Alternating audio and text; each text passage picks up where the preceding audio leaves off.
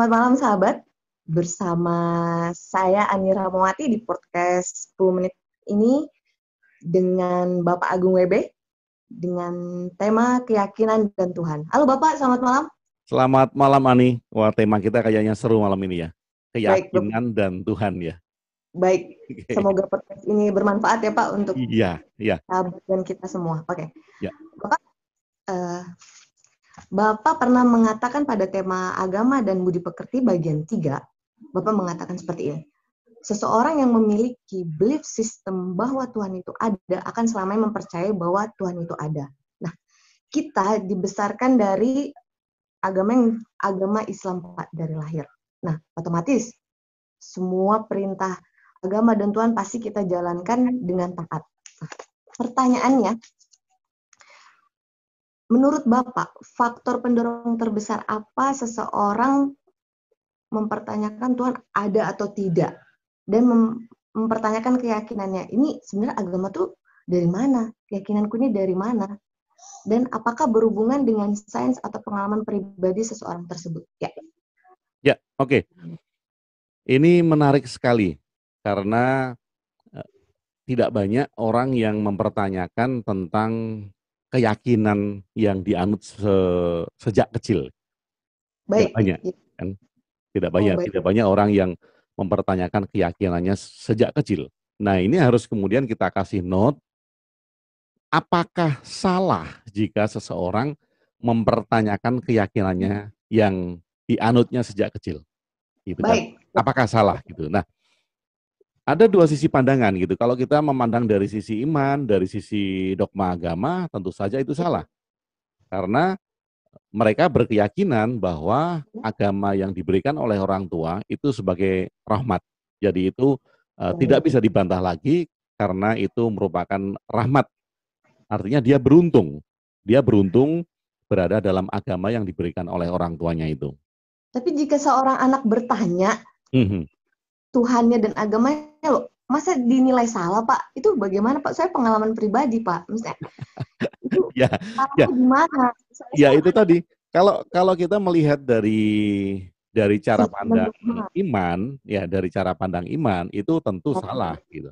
Nah, yang menjadi pertanyaan reflektifnya adalah apakah salah seorang anak bertanya tentang keyakinan yang dianutnya sejak kecil gitu kan? Tiba-tiba dia bertanya, agamaku itu benar nggak ya? Tuhan yang aku sembah selama ini itu ada nggak ya? Gitu kan? Itu kan pertanyaan yang bisa saja muncul. Bahkan saya yakin bahwa mereka-mereka yang tidak pernah mempertanyakan itu mungkin pada suatu malam di saat dia sepi gundah gulana gitu, pertanyaan itu tiba-tiba muncul gitu, bisa saja kan? Baik. Nah, bisa saja. Nah, artinya gini, kita kadang tidak menyadari bahwa mau tidak mau, kalau kita tidak pernah meyakinkan kembali tentang keyakinan yang sudah kita anut dari kecil, kita hanya mengikuti keyakinan yang diberikan oleh orang tua. Walaupun ini juga pro dan kontra. Karena ada dalam tanda kutip yang disebut sebagai agama warisan. Ya. Agama warisan ini kan tidak original kita. Contoh gini, saya lahir dalam keluarga Islam. Bapak beragama Islam? Nah, saya lahir dalam keluarga Islam, kemudian mau tidak mau saya mengikuti agama orang tua saya, agama Islam. Baik. Nah, sampai pada satu titik tertentu, ini kan bukan pilihan saya sendiri. Nah, ketika kemudian saya harus membongkar keyakinan itu untuk mencari tahu sebetulnya pilihan saya ada di agama apa sih? Walaupun kemudian saya memilih Islam kembali, tetapi di titik itu Islam yang sudah saya jalankan bukan warisan lagi. Islam yang saya jalankan bukanlah agama yang diberikan oleh orang tua. Islam yang saya jalankan adalah original saya karena saya sudah memilih itu sendiri. Berarti memilih Islam sebagai kesadaran atas pilihan Bapak sendiri? Ya. Pada saat satu titik ketika kita bertanya, kita harus bongkar semua karena ini mau tidak mau ini adalah pemberian. Walaupun ada yang berpandangan pemberian itu merupakan keberuntungan. Loh, kamu kan sudah beruntung hidup di keluarga dengan agama ini itu dan segala macam itu merupakan keberuntungan. Ngapain kok dipertanyakan lagi gitu kan? Oh baik, berarti Bapak tidak keluar dari agama Bapak ya? Yang selama ini kan salah persepsi adalah bahwasannya tidak beragama seperti itu Pak. Iya, iya. Banyak orang yang salah memahami arti tidak beragama dan Baik, menjalankan agama dengan semangat baru, dengan spirit baru, yang baik, bukan titipan-titipan atau itu hanya sebagai turunan saja. baik, baik, baik. Nah, bagaimana seseorang bisa keluar dari agamanya, Pak? Dan memang dia memiliki kepercayaan bahwasanya tidak percaya adanya Tuhan itu menurut sudut pandang Bapak itu seperti apa jika seseorang itu memilih untuk keluar dari agamanya? Ya, banyak sekali cerita teman-teman saya juga mempunyai pengalaman-pengalaman yang kemudian memilih tidak beragama. Baik. Oke, memilih tidak beragama ya, memilih tidak Ya, beragama, kemudian benar. malah menghujat agama yang dianutnya dulu. Kemudian dia benci agama itu, dia menghujat agama itu karena beberapa faktor. Ini faktornya banyak, tetapi saya akan memandang dari faktor-faktor yang besar. Nah, Baik. faktor-faktor yang besar ini adalah kekecewaan, Dari terutama agama sebelumnya? iya dari agama dan dari pengalaman hidup di mana dia merasa bahwa agama tidak menolongnya. Baik. Kekecewaan. Contoh, seseorang yang mengamati bahwa dunia ini penuh dengan peperangan gitu. Agama Baik. saling membunuh, sesama agama yang sama bahkan saling tuding gitu, saling olok-olok, saling membunuh. Nah, suatu saat mungkin dia muak dengan emosinya.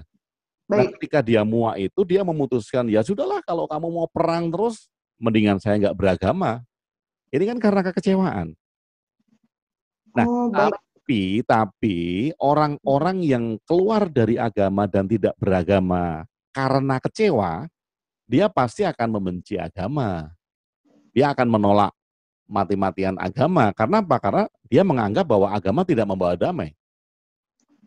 Nah, Berarti ini yang dianggap bahwa orang-orang yang seperti ini itu mempunyai masalah mental dan emosi. oh iya, yang membawa luka batin. Iya, Itu ada untuk iya, betul, betul. selanjutnya, Bapak. Untuk pertanyaan selanjutnya dan ini saya sampaikan dulu pertanyaan dari sahabat, boleh Pak? Oh, boleh, Unmute. boleh. Ya. Silakan. Oke. Dari Mas Mukriono, Bapak. Ya, Ya. Pernyataannya sebelumnya seperti ini. Banyak yang sudah merasa yakin pada Tuhan, namun masih saja berkeinginan mencari Tuhan. Nah, hal tersebut yang membuat Mas Mukriono bertanya seperti ini untuk Bapak. Apakah untuk bertemu dengan Tuhan harus diawali dengan keyakinan sebagai syaratnya? Sementara banyak sekali orang yang telah memeluk agama berbicara tentang Tuhan tanpa paham akan Tuhan dan keyakinan itu sendiri. Bagaimana menurut sudut pandang Bapak? ya. Ya, Pertama kali ini bisa dikatakan sebagai sebuah kesalahan ya, kesalahan dalam mengajarkan tentang Tuhan itu sendiri. Walaupun baik. itu di dalam agama, walaupun itu dalam agama. Kalau Kenapa? kalau gini, saya mengatakan itu kesalahan itu kalau kita diberi pengajaran bahwa Tuhan itu ada di sebuah tempat yang dituju oleh manusia, Baik, mau tidak mau di dalam perkembangannya, manusia itu akan berpikir nanti saya akan bertemu dengan Tuhan. baik, Oke, nanti saya akan bertemu dengan dan kemudian selama hidupnya mungkin malah dia akan melakukan tata cara atau kemudian metode-metode untuk bertemu dengan Tuhan itu.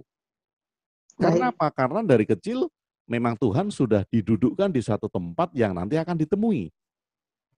Artinya Tuhan diyakinkan bahwa dia bisa ditemui. baik. Nah, seperti pertanyaan tadi, Mas dalam Mukrion. selama hidupnya si orang ini, si manusia ini akan berusaha untuk bertemu dengan Tuhan. Baik, Nah, tapi cilakanya gitu, cilakanya bahwa untuk bertemu dengan Tuhan memang syaratnya harus meyakini Tuhan itu duluan. Gitu. Kalau tidak ya, yakin Tuhan itu ada, Tuhan tidak bisa ditemui. Ini kan paradoks kan? baik. Paradoks. Nah, paradoksnya Berarti, gini, ini mungkin jadi pertanyaan reflektif kita. Kalau baik. memang Tuhan itu bisa ditemui, Ya, yakin dan tidak yakin, ya pasti akan ditemui. Nggak perlu yakin dulu. contohnya gini, ada seorang yang namanya Ani Rahmawati gitu, tinggal di Balikpapan, ya kan? Ya. Kemudian hanya lewat satu profil Facebook yang nggak jelas, mungkin profilnya Ani nggak jelas gitu. Tapi Ya. kemudian saya akan pergi ke Balikpapan dan bertemu dengan Ani. Ya. Ya kan? Nah, kalau Ani itu memang ada, entah saya yakin dan tidak yakin, saya akan ketemu. Orang Ani ada kok. Kalau Ani ada, saya yakin dan nggak yakin, saya akan ketemu. Orang Ani itu ada. Ani barang yang nyata, seseorang yang nyata fisiknya. Ya, secara Meskipun nyata Facebook fisiknya, tidak jelas seperti itu. Walaupun saya nggak yakin, saya nggak perlu keyakinan. Karena Ani fisiknya ada. Karena Ani sudah wujudnya ada. Karena Ani itu, sudah Pak. wujudnya ada, ketika saya mau bertemu, saya nggak perlu keyakinan. Baik. Orang ada kok. Ani itu nyata kok, real gitu. Baik. Nah, tetapi masalahnya seperti ketika budaya-budaya lama di Jawa terutama. Kalau pergi ke pantai selatan, orang yang tidak yakin adanya Ratu Pantai Selatan, ya dia tidak akan melihat Ratu Pantai Selatan. Tetapi mereka yang sangat yakin, kemudian deket-deket laut dan takut, gambar Ratu Pantai Selatan itu akan muncul di bayangannya. Baik. Padahal, mohon maaf, wujud dari Ratu Pantai Selatan ini tidak ada, Pak ya? Tidak ada, karena ada dua orang yang tidak yakin dan dia nggak melihat. Ada orang yang yakin dan dia melihat. Tidak berpengaruh pada wujud berarti? Tidak berpengaruh. Jadi contohnya kayak kalau saya memegang sebuah botol gitu. Iya. Dan saya nggak perlu yakin ini ada kan. Karena sudah dia sudah ada di atas meja kok. Kalau saya bilang saya nggak yakin botolnya nggak ada. Baik. Tetap aja ada. Nah ini menjadi masalah besar memang, bahwa kalau Tuhan didudukan di suatu tempat yang nanti akan dituju, orang itu akan berkembang imajinasinya untuk menemui. Nah tetapi kalau pola pengajaran ini kita ubah, kalau pola pengajaran ini kita ubah, bahwa Tuhan itu menyelimuti segala sesuatu yang ada di mana-mana. Kamu nggak perlu menemui Tuhan, kamu hanya perlu menyadari bahwa Tuhan itu ada di mana-mana, ada di dalam diri saya, ada dalam diri Ani, ada di dalam diri buku-buku ini ataupun material-material yang lain gitu. Sehingga manusia tidak terobsesi untuk menemuinya. Dia hanya perlu menyadari bahwa semua ini adalah manifestasi dari apa yang dikatakan Tuhan itu. Baik Pak, baik. Pertanyaannya Mas Mukriana tadi sudah terjawab semua atau ada yang mau dijelaskan lagi? Sudah. Oke. Dan ini memang Pak perlu pemahaman lagi Pak. Dan saya akan kembali lagi di pertanyaan selanjutnya. Dan tadi yang berhubungan dengan luka batin. Iya. Bapak menjelaskan pada pertanyaan pertama adalah jika seseorang sebelumnya membenci agama sebelumnya dan ada masalah, itu akan menimbulkan luka batin. Dan jujur saya mengamati Bapak semulai 2017 membahas tentang agama, Tuhan, dan keyakinan. Dan di buku-buku Bapak. Apakah Bapak pribadi ada trauma atau luka batin terhadap figur otoritas tertentu? Atau apakah Bapak ada pengalaman yang membuat Bapak trauma yang berhubungan dengan agama? Saya kaitkan dengan Bapak selalu menulis tentang agama, keyakinan, dan Tuhan. Menurut pengalaman Bapak sendiri. Oke. Nah, apakah semua tulisan di buku-buku dan media sosial Bapak akan Tuhan dan keyakinan itu sendiri terjadi begitu saja atau berdasarkan pengalaman pribadi Bapak? Oke.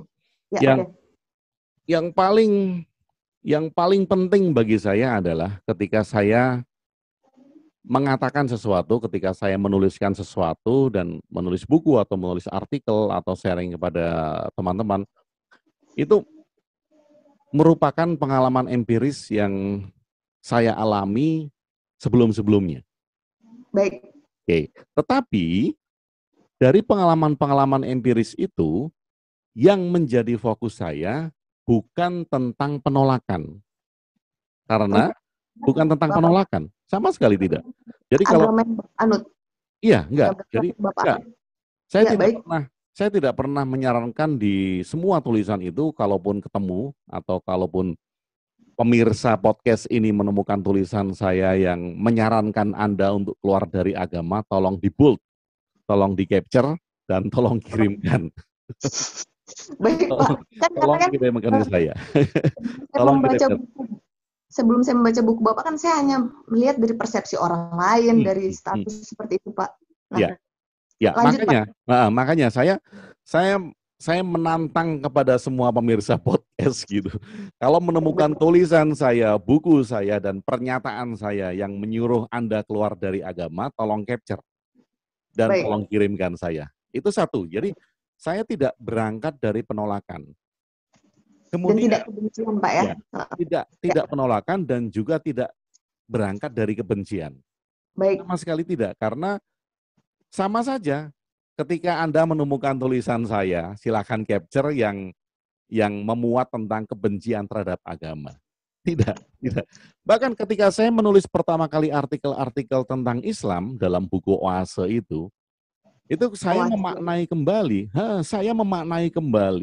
setiap pemahaman, entah itu di dalam sebuah seruan atau ajaran ataupun ayat dalam Al-Qur'an, untuk dilihat secara indah, bukan dibenci, tapi dilihat secara indah. Baik. Damai, sejahtera gitu. Jadi tidak ada ajakan itu. Kenapa? Karena sekali lagi, kalau kemudian saya berangkat dari penolakan dan kebencian, tentu saja saya akan menghujat. Dan saya akan menghujat agama dan atau Islamophobia. Iya, betul. Dan saya pasti akan menyarankan orang untuk tidak beragama. Karena apa? Karena secara umum ketika saya menyarankan orang untuk sesuatu, itu adalah saya akan mengajak orang untuk mengalami hal yang sama dengan yang saya alami. Nah, kalau saya menyarankan orang untuk keluar dari agama dan mereka membenci agama atau tidak beragama, itu kan karena agama itu salah dan segala macam. Itu berarti saya mempunyai trauma dan saya mempunyai masalah dengan agama sebelumnya. Atau figur otoritas tertentu mungkin, Pak ya. Misalnya Bapak menulis dan ditentang oleh oknum yang mengataskan nama agama. Nah, di Indonesia berat sekali, Pak, berbicara seperti ini. Iya. Kalau bagi saya itu merupakan sebuah cermin malah kalau ada orang yang menentang tulisan saya dan kemudian mengatakan bahwa saya menentang agama. Itu merupakan cermin bagi saya. Kalau memang iya tulisan saya itu menentang agama, tolong cermin itu ditunjukkan ke saya supaya saya tahu bagian mana yang menyatakan bahwa saya menentang agama. Bagian mana yang menyatakan bahwa, contohnya gini, bagian mana yang menyatakan bahwa saya menyarankan untuk tidak mengikuti nabi-nabi. Bagian mana? Bahkan di beberapa tulisan saya mengajak untuk memuliakan nabi. Bagaimanapun juga, nabi-nabi itu telah mendirikan tonggak-tonggak kemuliaan. Yang menjadi masalah adalah politik setelah nabi-nabi itu meninggal. Setelah nabi-nabi itu wafat. Nah, politik ini yang dibawa oleh orang-orang setelah nabi ini yang kemudian memperkeruh suasana, bukan nabi itu sendiri. Baik. Ya, ini akan menarik dan berhubungan dengan pertanyaan ketiga. Apa lanjut, Pak? Yuk. Atau gimana? Lanjut aja, waktunya masih ada. Bapak. Untuk menulis buku, Bapak pasti membutuhkan referensi tulisan dan buku bacaan yang membahas tentang agama, keyakinan, dan Tuhan. Semua karya Bapak, termasuk sudah saya baca juga, Soul Journey 1, 2, dan 3. Kemudian yang keempat, apakah Bapak membaca buku-buku dari sumber yang jelas dan terpercaya, atau karya asli dari seseorang dalam membuat buku tersebut, Bapak? Dan dari mana Bapak sendiri mendapatkan buku-buku yang berasal dari sumber yang terpercaya tersebut? Apakah dari perpustakaan atau Bapak berguru dan membeli di luar negeri atau bagaimana, Pak? Saya mau belajar dari pertanyaan ini juga. Ya.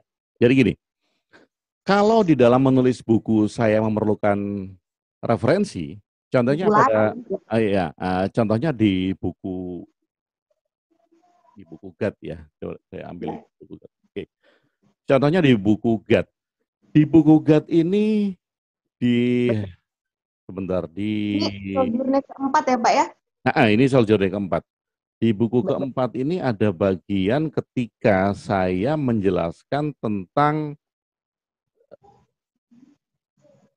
sebentar di buku GAT atau di buku Unexpected yang Sojourner 3 ya. Tentang Intinya begini, saya menjelaskan tentang Khalifah riwayat Nabi Muhammad. Ya, Unexpected Pak. Juga Di ada. Unexpected ya, oke. Saya menjelaskan tentang riwayat Nabi Muhammad. Artinya juga bahwa oke.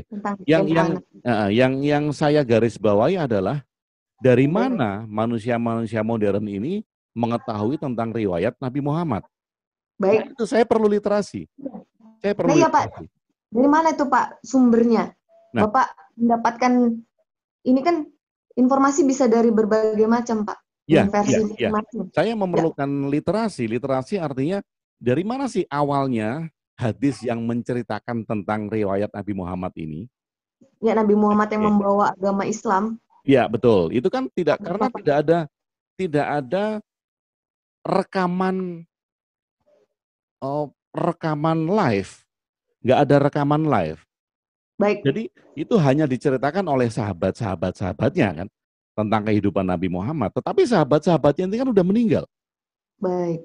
Kalau kemudian rekaman tentang kehidupan Nabi Muhammad dari kecil sampai kemudian melakukan Isra Mi'raj gitu. Contohnya di bagian-bagian itu ditulis setelah mungkin 50 tahun setelah Nabi Muhammad meninggal, 100 tahun setelah Nabi Muhammad meninggal. Ini yang menceritakan siapa?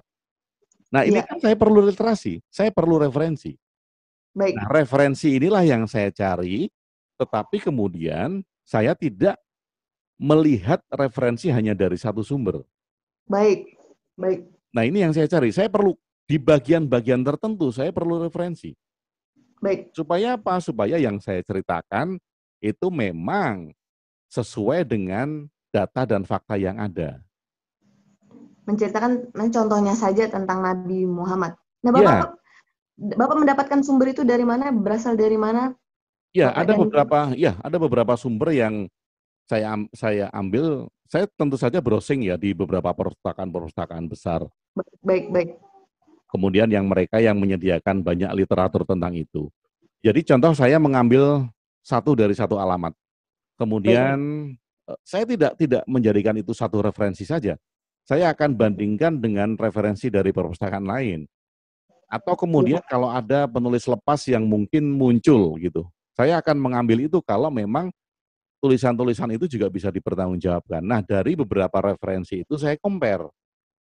Baik. Saya compare karena sangat mungkin sekali sebuah media ketika dia memberitakan sesuatu itu juga tergantung dari visi dan misinya. Baik. Berarti ada kepentingan tertentu seperti itu? Ada kepentingan tertentu di media, iya. Dan bekerja sama dengan ya, sama seperti ketika saya menulis tentang di buku GAT ini tentang cerita Sodom dan Gomora, bukan Sodom dan Gomora, bukan.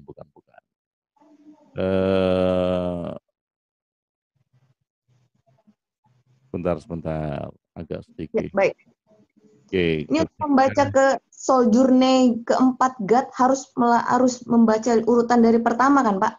Iya ya Pak ya. Sojourner pertama, kedua, sebaiknya ya supaya memahami yang saya maksud dengan istilah GAT ini yang mana gitu.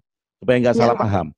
Kalau harus mungkin dari pertama dulu Pak ya, dan tidak bisa disepotong-sepotong. Ya, jangan sepotong-sepotong. Kalau langsung baca buku ini sangat mungkin akan salah paham tentang istilah ini. Baik. Sangat. Ya, contohnya gini. Contohnya ada satu Sodom Gomora. Jadi ada satu daerah. Kalau di kemarin saya barusan di beranda Netflix itu muncul iklan tentang Pompei, kota Pompei ya. Baik. Pernah dengar nggak? Kota Pompei yang dia ada di lereng gunung. Dan ini film.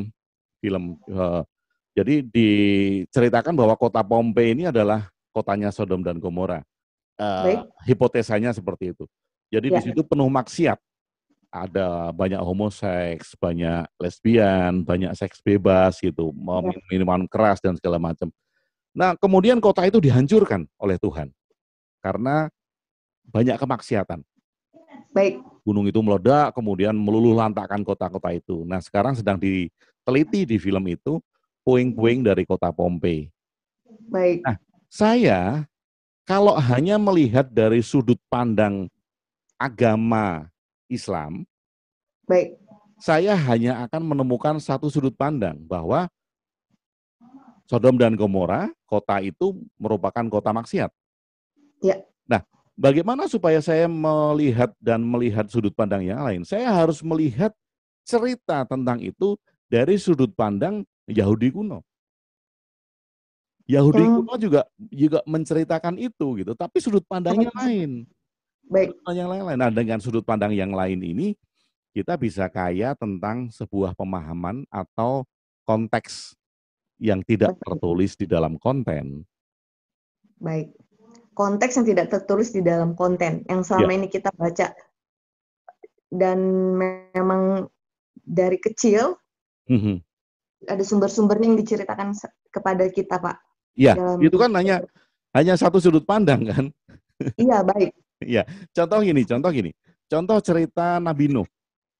Iya. Ya, selama ini mungkin cerita-cerita kecil adalah banjir besar yang melanda kotanya Nuh saat itu, kemudian Nabi Nuh membuat perahu besar. Ya. Ya kan? Nah, pada saat Nabi Nuh membuat perahu yang sangat besar, hewan-hewan bisa masuk, gitu, orang-orang bisa masuk diangkut. Berapa lama kapal itu dibuat? Ya. Ini kan waktu kita kecil tidak dijelaskan. Yang hanya dijelaskan kapalnya sudah jadi. Ya. Dan dibantu oleh malaikat gitu. Iya, seperti itu, Pak. Nah, kemudian ada sudut pandang yang lain kan, bahwa kapalnya Nuh mungkin tidak terlalu besar. Dan juga merupakan sebuah simbol bahwa banjir itu bukanlah banjir air yang benar-benar terjadi, tetapi banjir itu adalah banjir informasi, banjir pemahaman, banjir pengetahuan yang tidak berguna. Sehingga Nuh harus memproteksi kelompok kecilnya yang mungkin hanya berjumlah 9 orang, supaya dia tidak terkontaminasi oleh arus. Ini kan arus kan? Oleh arus pemahaman, oleh arus globalisasi, oleh arus modernisasi. Ya. Metafora, berarti yang diceritakan kita tuh metafora sebenarnya. Iya, ada sudut pandang itu kan menarik kan? Iya. Ada sudut pandang yang menceritakan bahwa cerita-cerita seperti itu supaya tidak hanya jadi bagian cerita yang hanya kita dengarkan, tetapi kita bisa mengambil makna dari cerita itu yang bisa kita terapkan di dalam kehidupan modern kita. Itu kan berguna. Kalau kita hanya sekedar tahu bahwa oh iya ada banjir besar gitu, kemudian ada kapal yang mengangkut manusia sehingga peradaban bisa hidup lagi. Ini kan mungkin itu hanya bagian dari cerita. Tapi kalau kemudian kita mengambil maknanya, bahwa arus itu bisa saja arus pengetahuan yang keliru, arus modernisasi, atau arus globalisasi saat itu ya, yang bisa menghancurkan peradaban. Nah, kemudian Nabi Nuh menyelamatkan sekelompok kecil pengikutnya, yang mungkin berjumlah 9 orang, untuk bertahan dari arus modernisasi itu. Itu kan bisa. Bisa. Jadi Bapak dalam buku tersebut ingin memperkaya sudut pandang dari berbagai macam sumber. Iya. Dan saya tidak menyarankan apa-apa dari buku-buku yang saya tulis. Saya sodorkan sudut pandang, silahkan dinilai sendiri, silahkan diambil maknanya sendiri, dan tidak ada yang harus diikuti kan dari buku-buku itu. Orang itu hanya salah satu cara pandang dari sekian banyak cara pandang yang ada. Iya Pak, baik. Dan tidak sepotong-potong membacanya hanya untuk menghajar Bapak dalam tanda kutip.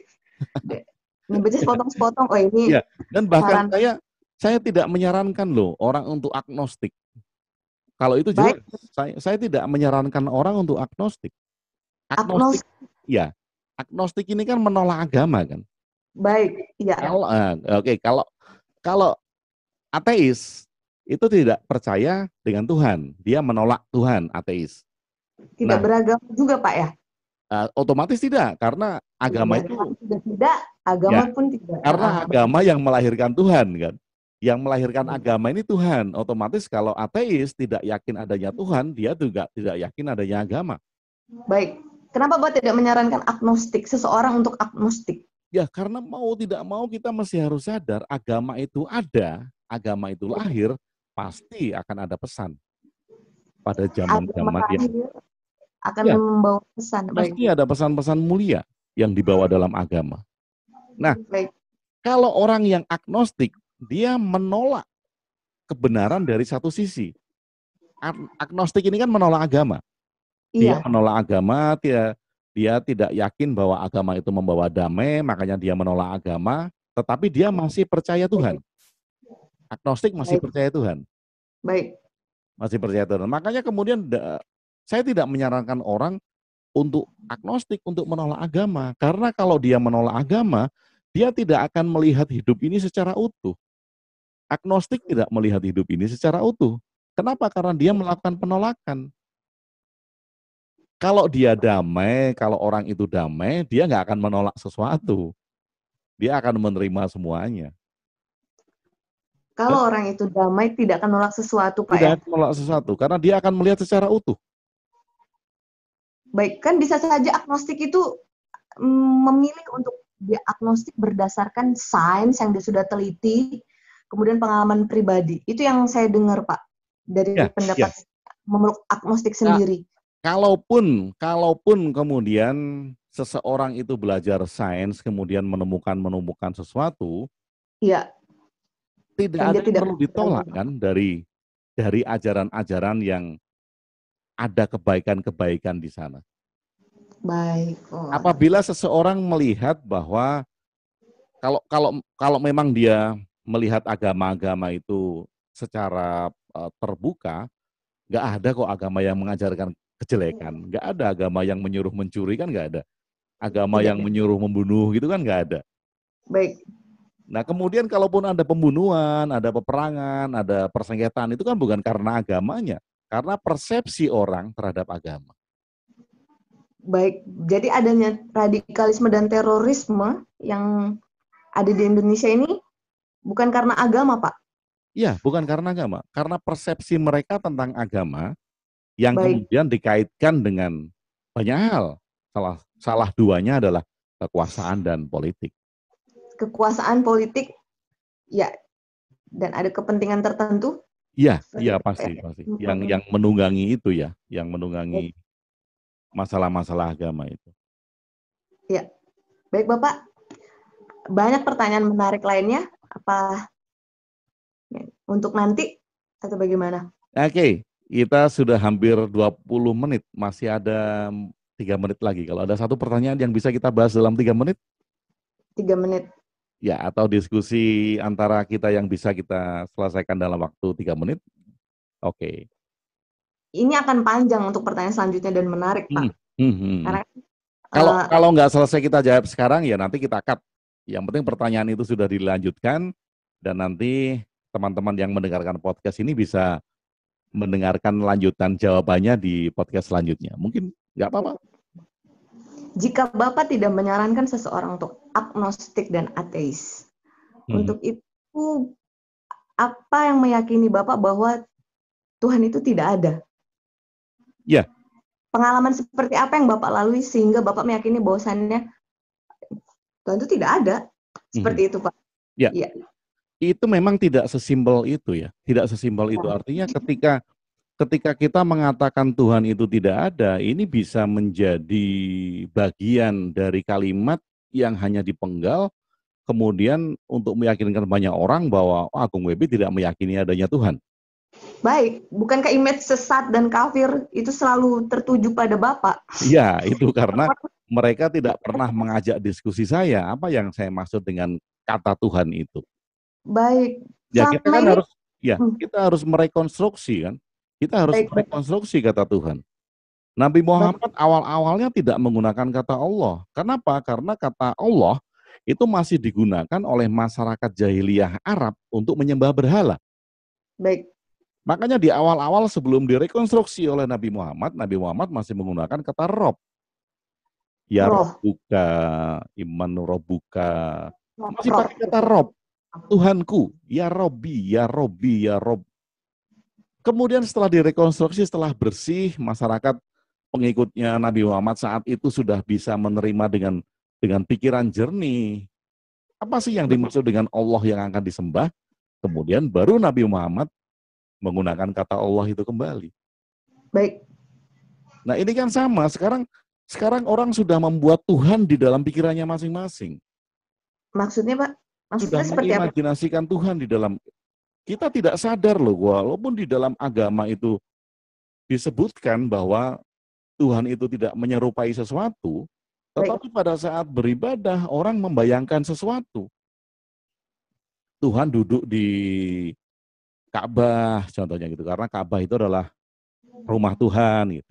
Kan kita mengimajinasikan, kalau orang kemudian sholat, dia mengimajinasikan sedang menghadap Tuhan gitu. Ya. Dia sudah membayangkan, mengimajinasikan satu sosok di dalam pikirannya. Itu yang disebut khusyuk, Pak. Khusyuk. Iya. Itu kan dia melanggar komitmen dan konsekuensinya sendiri, bahwa Tuhan tidak bisa dibayangkan. Baik. Allah itu nggak bisa dibayangkan. Baik. Nah, bagaimana kita bisa merekonstruksi itu? Ya. Kalau tidak dari awal. Makanya kemudian ketika saya mengatakan Tuhan itu tidak ada, bukan berarti bahwa kita tidak harus melakukan sebuah keyakinan terhadap hal yang tidak ada. Kenapa? Karena yang saya garis bawahi ini adalah kata Tuhan. Kata Tuhan. Iya, kata atau kalimat Tuhan. Kata ya, karena itu hanya satu suku kata. Kata Tuhan itu sendiri, karena kita menyembah kata Tuhan itu sendiri daripada Tuhan. Yang kita bela adalah kata Tuhan. Kata. Kalimat Tuhan itu yang kita bela. Ya. Kita menyembah kata. Akhirnya kita menyembah kata, bukan menyembah Tuhan itu sendiri. Banyak masyarakat yang akhirnya banyak menyembah kata Tuhan daripada Tuhan itu sendiri. Daripada Tuhan itu sendiri. Iya. Baik. Jadi memang panjang. Kalau kita bicara tentang istilah dari Tuhan tidak ada, memang kita harus bicara dari rekonstruksi kata. Kita harus bicara dari rekonstruksi linguistik tentang kata Tuhan itu sendiri. Kapan kita memakai? Iya, kapan kita memakai kata Tuhan dan kapan kita menempatkan Tuhan sehingga dia tidak menjadi imajinasi di dalam pikiran kita masing-masing. Baik. Kemudian Bapak pribadi mempercayai bahwa Tuhan itu ada atau tidak? Nah, kalau orang bertanya, apakah saya percaya Tuhan itu ada? Saya akan bertanya balik. Saya akan bertanya balik. Pertanyaan saya adalah, apa yang akan kita pahami tentang Tuhan? Dari sisi apa? Supaya apa? Supaya kita mempunyai kesamaan persepsi awal yang akan kita bahas ini apa? Apakah istilah Tuhan? Ataukah Tuhan itu sendiri? Atau apa? Kita harus menyetujui di awal loh. Yang akan kita bahas apa? Kalau orang bertanya, Pak Agung percaya Tuhan nggak? Percaya adanya Tuhan nggak? Ini nggak bisa dijawab sepenggal. Tidak hanya sekedar jawaban percaya atau tidak percaya. Baik. Tapi kita harus sama dulu. Yang kita bahas ini apa? Kalau orang mengatakan kita mau membahas Tuhan, Pak Agung, nggak bisa. Tuhan nggak bisa dibahas. Tuhan itu satu, tidak beranak dan tidak diberanakkan. Dia tidak menyerupai sesuatu apapun. Tidak ada yang menyerupai apapun. Artinya kan tidak bisa dibahas. Kita nggak bisa bahas Tuhan. Yang mau dibahas itu adalah Tuhan sebagai sosok, Pak. Ya, kalau kita bahas Tuhan sebagai sosok, otomatis saya tidak yakin dengan adanya Tuhan sebagai sosok. Yang Bapak yakini? Yang saya yakini adalah bahwa kehidupan ini berjalan atas sesuatu hal yang sangat besar. Dan karena ketidaktahuan kita, makanya manusia menyimpulkan, oh, yang mengatur segala sesuatu yang tidak kita ketahui ini adalah Tuhan. Baik. Dan sekarang masalahnya kan masalah istilah kan, masalah linguistik saja kan? Linguistik. Iya, Bapak menyebutkan sesederhana itu, bagaimana seseorang itu bisa begitu reaktif kepada Bapak. Ya, karena bahwasanya pendapat itu karena keyakinan tadi. Sesat seperti itu. Ya, karena apa? Karena mereka terjebak dengan keyakinan terhadap istilah. Baik, terjebak. Ya, yang kita sembah mungkin itu adalah istilah. Yang kita sembah itu kata. Baik. Sehingga kita ketika kita mengajak untuk ya kita bersihkan makna-makna dari kata itu, orang akan berontak. Loh, padahal itu hanya kata kok. Baik. Kita nggak membahas Tuhan itu sebagai sebuah sesembahan yang maha besar. Baik. Karena itu nggak bisa dibahas kan. Kalau nggak bisa dibahas ya titik, nggak usah kita bahas. Iya. Yang kita bahas adalah istilah kata-katanya itu. Itu yang pengalaman tersebut yang Bapak lalui adalah membersihkan istilah-istilah tersebut yang dari lahir, keyakinan, dogma, kan istilah Tuhan tersebut. Ya, sehingga ketika seseorang itu memang menyembah Tuhan, dia tahu yang dia sembah. Supaya dia tidak menyembah pikirannya sendiri, dia tidak menyembah imajinasinya sendiri, dia tidak menyembah ciptaannya sendiri. Nah, kalau itu tidak dipahami, sangat mungkin sekali kan seseorang itu menyembah imajinasinya sendiri. Seseorang itu menyembah pikirannya sendiri. Seseorang itu menyembah harapannya sendiri. Baik, Pak. Dan kemudian mengatasnamakan tanda kutip agama, keyakinan, dan Tuhan sebagai pembenaran untuk menghakimi sesama, tidak memanusiakan manusia seperti itu, Pak. Ya, kembali lagi kan, karena itu adalah persepsi. Oh, baik. Persepsi manusia tersebut, ya Pak ya? Ya, betul, ya. Baik. Dan ini buat pelajaran saya baru, Pak. Jadi, banyak yang mengatakan bahwasannya Pak Agung WB adalah sesat dan mengajak untuk orang lain meragukan keyakinannya seperti itu. Jadi saya paham di sini bahwasannya adalah istilah Tuhan tersebut. Bahwasannya mereka hanya persepsi dari sudut pandang mereka dengan dogma dan menurut keyakinannya. Bagaimana tanggapan Bapak mengenai Bapak adalah figur yang menghipnotis orang lain? Maksudnya dalam artian Bapak mempunyai kemampuan mengajak orang lain, tapi orang lain itu tidak bisa menolak untuk berpindah keyakinannya seperti itu, Pak. Saya pernah dengar Bapak. Oh iya, makanya padahal banyak sekali loh orang-orang yang mengajarkan hipnotis dan kok nggak nuduh mereka gitu. Iya.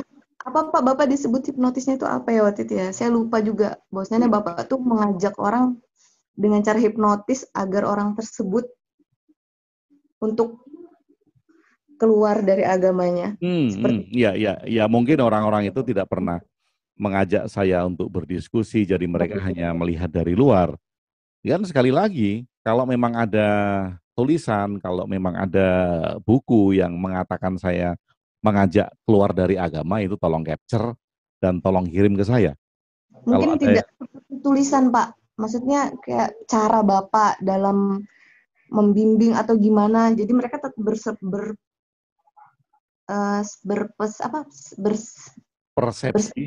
Ya, seperti itu, Pak. Saya sampai kepelintir, maaf, Pak. Ya, kalau mereka memang punya persepsi seperti itu ya nggak apa-apa. Kenapa? Karena mungkin ada hal yang ditolak dari dalam diri saya. Atau juga karena dia sangat mencintai saya. Baik. Orang yang sangat mencintai itu kan bisa menjadi membenci kan. Kenapa? Karena cinta yang tak sampai. Bapak menanggapinya dengan bercanda. Misalnya seperti ini, takut dengan kehadiran Bapak itu adalah meruntuhkan keyakinan. Seperti itu sih Pak yang saya lihat. Ya, itu berarti bahwa memang keyakinannya nggak kuat. Baik. Jadi jika seorang itu kuat. Ya, seperti gini. Orang bilang gini, saya nggak mau baca buku ini. Iya. Saya nggak mau. Korban ditanyakan sama temannya, kenapa kok nggak mau? Itu akan meruntuhkan imanku. Baik. Gitu kan? Nah, kalau Anda sendiri ragu dengan iman Anda, artinya yang meruntuhkan iman Anda itu bukan buku. Yang meruntuhkan iman Anda itu ya Anda sendiri. Karena Anda masih ragu dengan iman. Kalau kita yakin dengan iman kita, agama apapun, kita yakin sekali dengan iman kita, mau baca buku apapun, mau dengerin orang apapun, ya kita nggak akan terpengaruh. Orang iman kita kuat. Dan ngapain takut imannya runtuh? Berarti memang ragu. Nah itu tadi, mungkin selama ini dia sedang menyembah pikirannya sendiri. Mungkin selama ini dia sedang menyembah imajinasinya sendiri. Dia sedang menyembah harapannya. Harapan itu bisa disembah loh. Baik. Sehingga datang seorang Bapak Agung WB menulis buku kayak, ini menghancurkan keyakinanku seperti itu. Ya karena takut ya, kan ada trauma bahwa memang ternyata dia selama ini belum yakin di pijakannya saat itu. Baik. Akan menarik sekali Bapak. Saya akan menggali lagi untuk pertanyaan di sesi berikutnya Pak. Bagaimana Pak? Ya, apa masih... mungkin bisa kita lanjutkan lain kali supaya durasi yang kita bicarakan ini bisa dicerna baik-baik dan tidak hanya dipotong sepenggal-sepenggal. Baik Bapak. Kalau dipotong sepenggal-sepenggal, orang akan salah persepsi seperti tadi. Kalau ada satu pandangan yang mengatakan Tuhan tidak ada, kita sebaiknya melihat lagi apa yang dimaksud dengan Tuhan itu. Apakah itu dari sisi linguistik kata Tuhan yang selama ini sudah dipahami tidak tepat, karena banyak orang yang menyembah Tuhan pikiran, banyak orang yang menyembah Tuhan imajinasi, banyak Tuhan yang sedang menyembah Tuhan harapan. Tuhan sebagai sosok? Tuhan sebagai sosok. Gitu. Walaupun ada keyakinan-keyakinan tertentu yang memang membuat Tuhan sebagai sosok, itu keyakinannya ya. Baik. Nah kalau memang itu keyakinannya, ya kita tidak berbicara tentang keyakinan tersebut. Kalau orang memang sudah meyakini di dalam agamanya itu Tuhan merupakan satu sosok, oh itu kebenaran bagi keyakinannya. Iya. Baik Pak. Oke. Nanti kita lanjutkan lagi. Pak, ya. Dan menurut saya membuka sudut pandang baru saya saat ini. Dan tidak ada penodaan agama atau keyakinan Tuhan di sini. Clear? Iya. Makanya tadi kita berharap ya nih sama teman-teman yang mendengarkan podcast ini, kalau memang menemukan ajakan-ajakan saya untuk keluar dari agama, ajakan-ajakan saya untuk tidak bertuhan, tolong capture dan kirimkan saya sebagai bukti dan data valid tentang fakta-fakta itu. Bahkan di beberapa tulisan saya selalu mengatakan kita tidak perlu membuat agama baru. Kita tidak perlu membuat Tuhan baru. Agama itu sudah cukup jumlahnya. Sudah cukup. Jangan ditambahin. Kalau ditambahin makin ruwet. Apalagi ada Tuhan baru, itu makin ruwet lagi. Ini sudah cukup lah semuanya. Dan tidak dikaitkan oleh politik. Bapak menulis. Iya. Agama sudah cukup jumlahnya, silahkan lakukan agama sesuai dengan keyakinan masing-masing, dengan kedamaian, dengan penuh kasih sayang, gitu. Sehingga kita tidak saling judgement antara satu dan lain hal. Baik Bapak.